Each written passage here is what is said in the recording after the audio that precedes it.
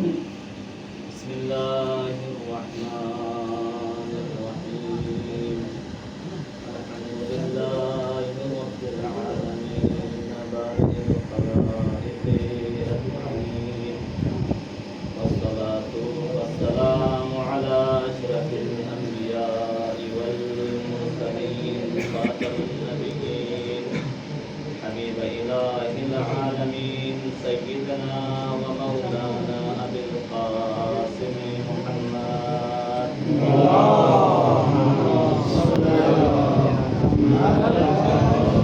وعلى أهل بيته الطيبين الطاهرين المعصومين الذين ذهب الله عنهم الرجس وطهرهم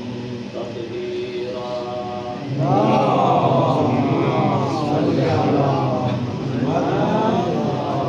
الدائمة على أعدائهم أجمعين من الآن إلى قيام يوم الدين أما بعد فقد قال الله تبارك وتعالى في محكم كتابه المجيد وفرقانه الحميد وقوله الحق بسم الله الرحمن الرحيم والذين تبوأوا الدار والإيمان من قبلهم يحبون من هاجر إليهم ولا يجدون في صدورهم حاجة مما أوتوا ويؤثرون على أنفسهم ولو كان بهم خصاصة قل محمد وآل محمد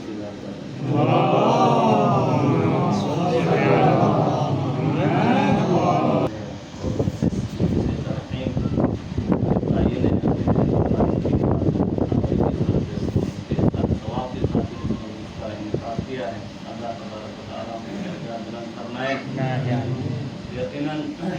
علماء کرام کے سامنے زیادہ گفتگو نہیں کرنا چاہتا ہوں، امتحانات دے رہے ہیں تو احکام کے وقت کم ہے، لہٰذا مختصراً تبرکاً اس مضمون کی سارے ثواب کی خاطر ان کے درجات کی بلندی کی خاطر اس آیت کریمہ کے عنوان کو شروع قرار دیا، اسی کے حوالے سے چند نکات طلاب اعظام کے سامنے پیش کرتا ہوں۔ ایک دفعہ درود پڑھیے محمد و آل محمد کی ذات پر۔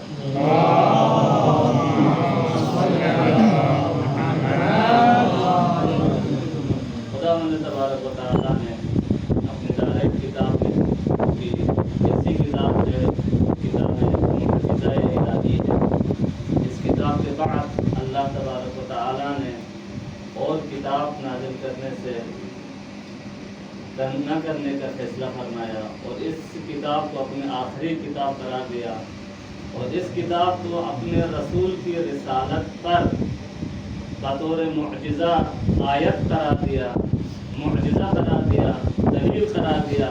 کہ اگر کوئی تم سے تمہارے رسول کے نبوت کی سچائی کے بارے میں سوال کرے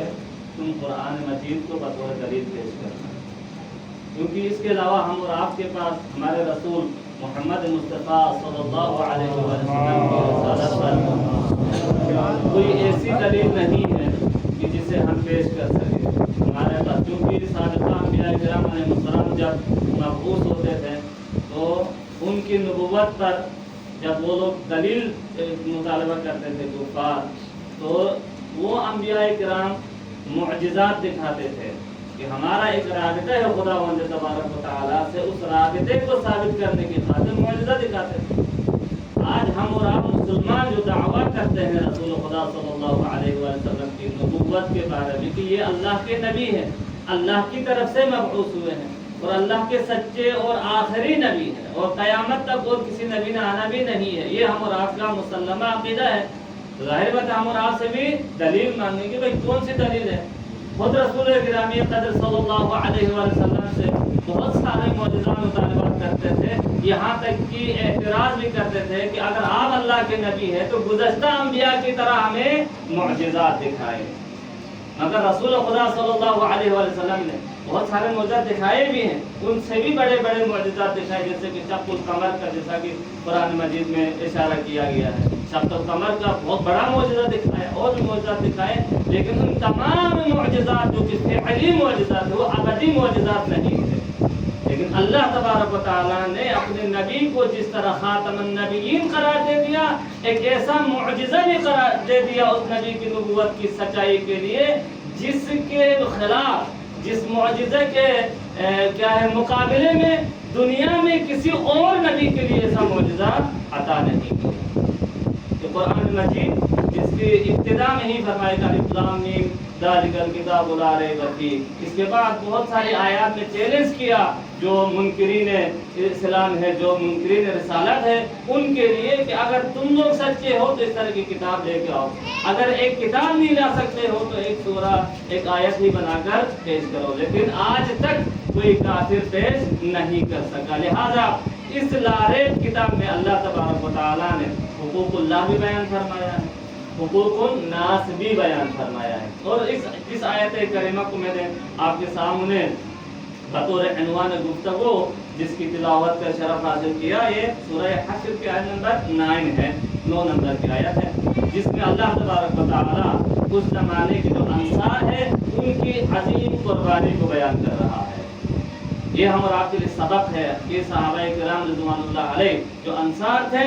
اور جنہوں نے ہجرت کر کے مکے سے مدینہ آئے، تو وہاں جو ان کے آپس میں روابط تھے کس طرح کے تھے،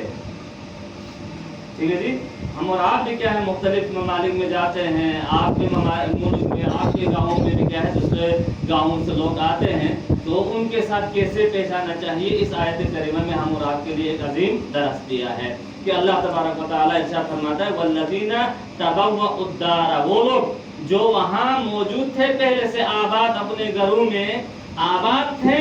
والایمان، اور ایمان بھی لائے ہوئے تھے۔ ایسے نہیں تھے کہ مثلا ایک انسانی ہمدردی کی بنا پر مہاجرین کے ساتھ یہ لوگ کیا ہے اچھائی کے ساتھ پیش آئے، نہیں، بلکہ یہ لوگ ایمان بھی لائے ہوئے تھے من قبلہم، ٹھیک ہے جی، ان مہاجرین کے آنے سے پہلے۔ پھر فرمایا کہ یحبون من ہاجر الیہم،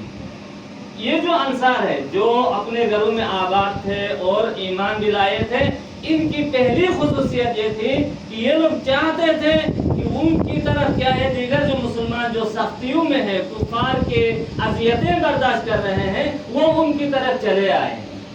ہجرت کر کے آ جائیں۔ وَلَا يَجِدُونَ فِي صُدُورِهِمْ حَاجَةً،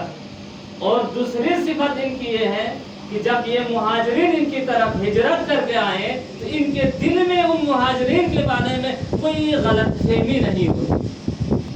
ان کا دل اتنا پاک اور صاف تھا کہ یہ لوگ ان کے گھروں میں آتے تھے، ان کے پاس آتے تھے، ان کے وطن میں آتے تھے، تو کبھی بھی ان کے لیے برا نہیں لگتا تھا، بلکہ وہ لوگ چاہتے تھے کہ وہ لوگ آ جائیں، ٹھیک ہے جی۔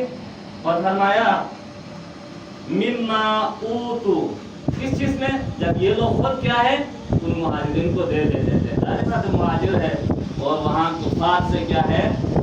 کفار کے اذیتوں میں ہوتے تھے، اور خصوصاً جو ابتدائی جو مسلمان تھے وہ ثروت مند مسلمان نہیں تھے، وہ غریب غربا تھے، فقراء تھے، اسی وجہ سے جو مالدار تھے وہ طعنہ بھی دیتے تھے رسول اللہ کو کہ دیکھو اس رسول کے ساتھ تو کیا ہے غریب اور فقیر اور مسکین قسم کے لوگ ایمان لا کر ان کے ارد گرد نظر آتے ہیں، تو ہم یہ جو ثروت مند لوگ ہیں جو عمرہ ہیں وہ کیوں ایمان لے آئے، یہ ان کے اعتراض بھی کرتے تھے یہ لوگ، لہٰذا وہ مہاجرین جو ہجرت کر کے آتے تھے وہ اتنے ثروت مند لوگ نہیں ہوتے تھے، لہٰذا وہاں پر آ کے جو ان کے احتیاج کو پورا کرتے تھے وہ انصار، وہ اپنے دل میں کیا ہے اس احسان پر کبھی بھی کیا ہے کوئی ایسی بات نہیں رکھتے تھے جو مہاجرین کے لیے باعث تکلیف بن جائے۔ ہم میں سے بہت سارے لوگ کیا ہے کسی پر احسان کرتے ہیں تو پھر کیا ہے اس احسان کو ہم نہیں بھولتے ہیں، جی جائے کہ جس پر احسان کیا ہے وہ اسے تو نہیں بھولنا چاہیے، جو محسن ہے اسے نہیں بھولنا چاہیے، ٹھیک ہے، جس پر احسان کیا ہے، جن پر احسان کیا ہے محسن جو ہے، لیکن وہ محسن ہے جس نے احسان کیا ہے اسے اس نیکی کو دور دینا چاہیے، اپنے ذہن سے نکالنا چاہیے، تاکہ کبھی بھی اس کے ذہن میں کیا ہے جو احسان کیا ہے وہ احسان کا کیا ہے وہ صلہ اللہ سے حاصل کرنے کی کوشش کرے، اس بندے سے حاصل کرنے کی کوشش نہ کرے۔ لہذا ان مؤمنین کی صفت یہ تھی کہ یہ لوگ کیا ہے ان مہاجرین کی خدمت کرتے تھے، انہیں جو مال دولت دیتے تھے، جو خرچ کرتے تھے ان پر، اس میں دل میں کوئی بات نہیں رکھتے تھے۔ اس کے بعد کیا ہے وَيُؤْثِرُونَ عَلَىٰ أَنفُسِهِمْ، یہ سب سے بڑی خوبی تھی انصار کی کہ یہ لوگ کیا ہے اپنے نفسوں پر ان مہاجرین کو فوقیت دیتے تھے، اپنی نفسوں پر ان مہاجرین کو فوقیت دیتے تھے۔ مثال کے طور پر کیا ہے، آپ خود کیا ہے محتاج ہے، آپ کے پاس مثال کے طور پر 10 درہم ہے، 10,000 دینار ہے، اور آپ خود محتاج ہے اور آپ کے ساتھ دوسرا ایک آپ سے بھی زیادہ محتاج ہے، تو وہاں پر کیا ہے جو ایثار کرنے والے لوگ ہوتے ہیں وہ 10,000 اس محتاج کو دے دیتے ہیں۔ یہ کیا ہے بہت عظیم یعنی صفت ہے ان انصار کی کہ جو مہاجرین کے لیے کیا ہے ایثار کرتے تھے اور ان کو مقدم کرتے تھے اپنے نفسوں پر، وَلَوْ كَانَ بِهِمْ خَصَاصَةٌ، اگرچہ وہ لوگ خود محتاج ہوتے تھے، خود ضرورت مند ہوتے تھے، اس کے باوجود کیا ہے ان مہاجرین کو جو ہجرت کر کے آئے ہیں، کیونکہ دار الکفر سے دار ایمان بنایا تھا مدینہ منورہ کو ایمان لانے کی وجہ سے، اب رسول اللہ صلی اللہ علیہ وسلم تشریف لانے کے بعد تو مدینہ کیا ہے صرف مدینہ نہیں بلکہ مدینہ منورہ بن گیا تھا، لہذا وہ مدینہ منورہ میں رہنے والے باشندوں کی صفات اللہ تبارک و تعالیٰ بیان فرما رہا ہے کہ وہ سرون علی انفسہم ولو کان بہم خصاصہ، اگرچہ کیا ہے وہ خود تنگ دست ہو، وہ خود حاجت مند کیوں نہ ہو، پھر بھی کیا ہے وہ ایثار و قربانی پیش کرتے تھے۔ اور آپ پڑھتے رہتے ہیں کہ یہ ایثار و قربانی کس طرح پیش کیا، آیا ایسے ہی انسانی جذبے کے تحت پیش کیا یا ایمانی جذبے کے تحت پیش کیا، کیا ہے تو ہم تاریخ میں پڑھتے ہیں مواخات یا مواخات مدینہ کے نام سے، آپ تاریخ پڑھنے والے طلاب اعظم علماء کرام ہے کہ وہاں پر رسول خدا صلی اللہ علیہ وآلہ وسلم نے ایک انصار اور ایک مہاجر کو بائی بنا دیا تھا، اور یہ جو رشتہ جو رسول اللہ صلی اللہ علیہ وآلہ وسلم نے بائی کا بنایا تھا وہ ایمان اور ان کے رتبے کے حساب سے بنایا تھا، اور یہ رشتہ اتنا مضبوط ہو گیا تھا کہ بعض روایات میں ہے کہ ایک زمانے تک یعنی کئی سال تک یہاں وہ جو ارث ہوتا ہے اس میں بھی کیا ہے باقاعدہ تقسیم ہوتا تھا، یعنی ارث میں بھی کیا ہے اس کو بطور بائی حصہ ملتا تھا مہاجر کے لیے۔ یہ وہ قربانیاں تھی جو ایمان کی وجہ سے اور رسول اللہ صلی اللہ علیہ وسلم کے عظیم تعلیمات کی وجہ سے ہے کہ انصار اور مہاجرین اس طرح بھائی بن گئے جس طرح ایک ماں باپ سے پیدا ہونے والے اولاد بھائی بن جاتے ہیں۔ اسی وجہ سے بعض روایات میں یہ تعبیر آئی ہے کہ ان المؤمن اخوۃ کاخوۃ امہ و ابیہ او والدہ او کیا ہے امہ، اس طرح کی والدتہ، اس طرح کی تعبیرات آئی ہے کہ مومنین آپس میں بھائی ہے، جس طرح کیا ہے ایسے ہی بھائی ہے جس طرح ایک ماں اور ایک باپ سے پیدا ہونے والے بھائی ہوتے ہیں۔ یہاں تو ہم دیکھتے ہیں کہ یہ جو رشتہ ہے اتنا مضبوط تھا کہ اس رشتے کو اللہ تبارک و تعالیٰ نے بطور تمثیل قرآن مجید کی آیات بنا کر نازل فرمایا، اور ہم اور آپ کے لیے بھی حکم دے دیا کہ ان المؤمنین اخوہ، کہ مومنین کیا ہے یقیناً بھائی ہے، فاصلحوا بین اخویکم، اپنے بھائیوں کے درمیان، اخویکم اپنے بھائیوں کے درمیان اصلاح کرو، جی تنفر پیدا نہ کرو۔ پھر ہم اور آپ پڑھتے ہیں کہ کون کون سے حقوق ہے جو اسلامی بھائی کے اوپر دوسرے بھائی پر لازم ہے، اور کون کون سے حقوق کیا ہے ایک دوسرے کے اوپر لازم ہے، جس طرح نسبی بھائی پر لازم ہے، اسی طرح جو اسلامی بھائی ہے وہ حقوق بھی اللہ تبارک و تعالیٰ نے ان حقوق کو بیان فرمایا ہے۔ ان حقوق کو بیان کرنے کی وجہ یہی ہے کہ اسلامی معاشرہ کیا ہے اخوت کے ساتھ قائم ہو جائے۔ سب سے بنیادی چیز اخوت ہے اسلام میں، اگر یہ اخوت پیدا ہو جائے تو پھر مسلمانوں کے درمیان فتنے اور فساد اور جتنی برائی جو اخلاقی برائیاں ہیں وہ خود بخود کیا ہو جاتی ہے ختم ہو جاتی ہے۔ کوئی بھائی اپنے بھائی کے بارے میں برا نہیں سوچ سکتا ہے، لہذا مسلمانوں کو مومنین کو آپس میں اللہ تبارک و تعالیٰ نے بھائی قرار دے دیا تاکہ وہ آپس میں جو بغض ہے، حسد ہے، کینہ ہے، مالی جو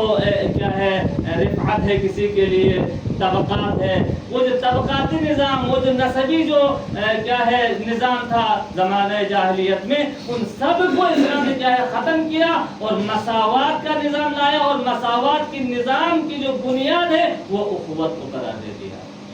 اور اس اخوت کو ایجاد کرنے والے اہم ترین جو سبب ہے وہ ایمان باللہ ہے،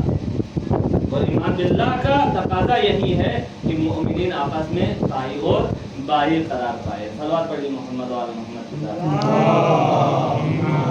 صلی علی محمد۔ اور جب اس ایمانی بھائیوں کی یہ حیثیت ہے تو اگر ایک بھائی آپ کا مومن بھی ہو اور آپ کا نسبی بھائی بھی ہو، ان کی کیا ہے اہمیت تقریباً اولا ثابت ہو جاتی ہے، ان کی اہمیت کا ہم اندازہ نہیں لگا سکتے۔ لہذا روایات میں ہے کہ جو بڑا بھائی ہے وہ والد کی جگہ ہے، کل اب کہا ہے جو ابو الاکبر کل باپ کی جگہ رہتا ہے۔ اسی طرح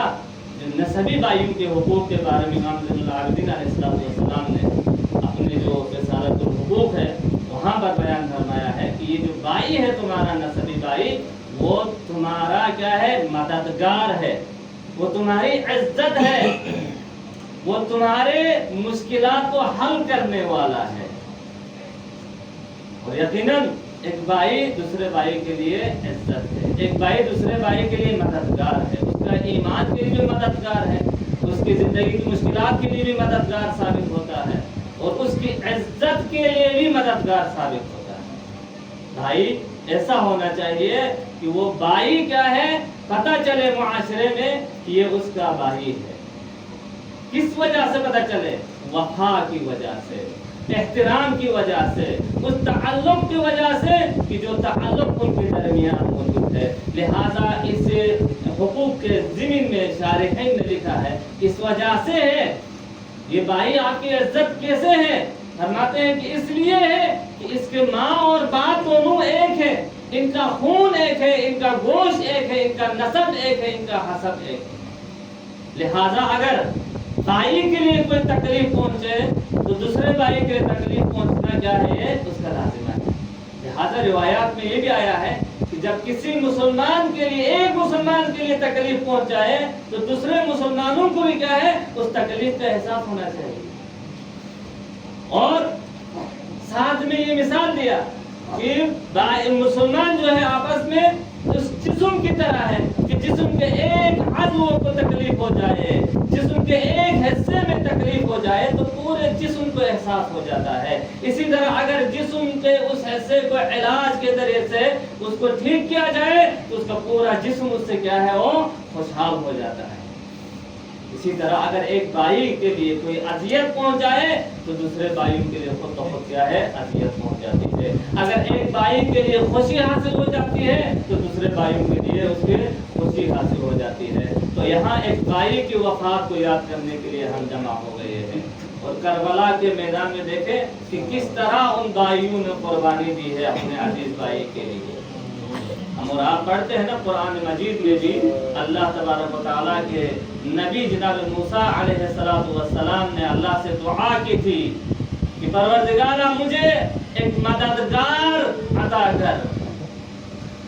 اور مددگار کسے بنانا ہے؟ اللہ نے منتخب نہیں کی، میرے موسیٰ دعا کرتا ہے کہ میرا مددگار اخی ہارون کو بنا دے، میرے بھائی ہارون کو میرا مددگار بنا دے۔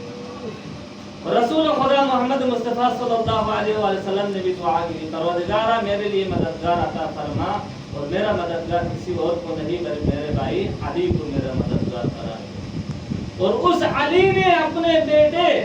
حسین کے لیے ایک مددگار طلب کیا تھا اللہ سے، اس مددگار کا نام عباس ہے۔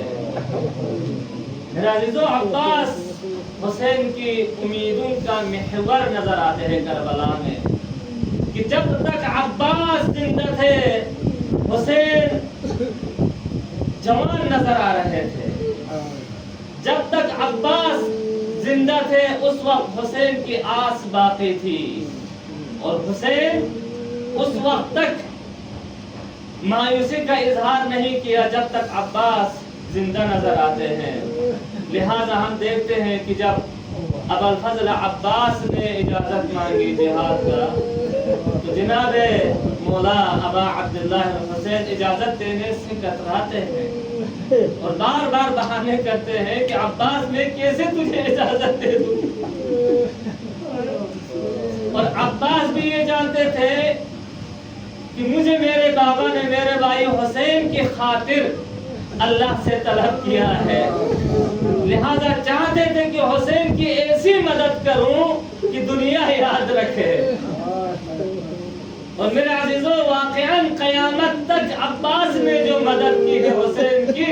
وہ تاریخ یاد رکھے گی. قیامت تک عباس کی طرح کوئی اپنے بھائی کا مددگار پیدا نہیں ہوگا. تاریخ کربلا میں آپ نے پڑھا ہے کہ جب ابوالفضل عباس کو اجازت نہیں ملتی ہے تو آخر میں بچوں نے العطش کی صدائیں بلند کی. خیمہ حسینی سے جب ان بچوں کے رونے کی آواز آتی ہے تو عباس پانی لینے کے لیے تشریف لے جاتے ہیں. مقاتل میں لکھا ہے کہ عباس پانی لینے کے لیے جاتے ہیں تو حسین بھی ساتھ ساتھ چلے جاتے ہیں. یہاں تک کہ علی کے دونوں فرزندوں نے دشمنوں کو فرات کے گھاٹ سے ہٹایا اور عباس فرات پر اتر جاتے ہیں. حسین دوبارہ خیمہ کی طرف تشریف لاتے ہیں. میرے عزیزوں جب انسان 3 دن سے پیاسا ہو اور اس نے صبح عاشور سے عصر عاشور تک مصیبتیں ہی مصیبتیں جھیل لی ہو، عباس نے حسین سے کم مصیبتیں نہیں جھیلی تھی. عباس بھی حسین کی مدد کر رہے تھے جنازے اٹھانے میں. یہاں تک کہ تاریخ میں لکھا ہے کہ ابوالفضل عباس نے اپنے تینوں بھائیوں کو خود سے پہلے حسین پر قربان کیا. اس لیے کیا ہے کہ بعض مؤرخین میں لکھا ہے، جیسے شیخ باقر قرشی رحمت اللہ علیہ نے لکھا ہے کہ یہاں پر ابوالفضل عباس خدا کی راہ میں حسین کی راہ میں جو کچھ ہے اسے قربان کرنا چاہتے تھے. لہذا اپنے تینوں بھائیوں کو راہ حسین میں قربان کرنے کے بعد خود اس انتظار میں رہتے ہیں کہ میں کب قربانی پیش کروں. میرے عزیزوں 3 دن کا پیاسا عباس میرے قرآن پر اترتے ہیں تو بعض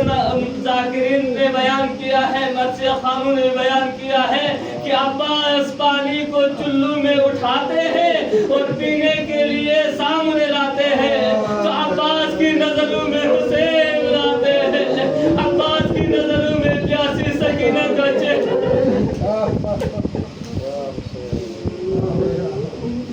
میرا عزیزوں بس آخری مصائب کے جملے عرض کرتا ہوں. ابوالفضل عباس نے شاید یہی کہا ہوگا، اے عباس آیا یہی وقت ہے کہ تو پانی پر پہنچ کر پانی پیے اور تیرا بھیا حسین پیاسا.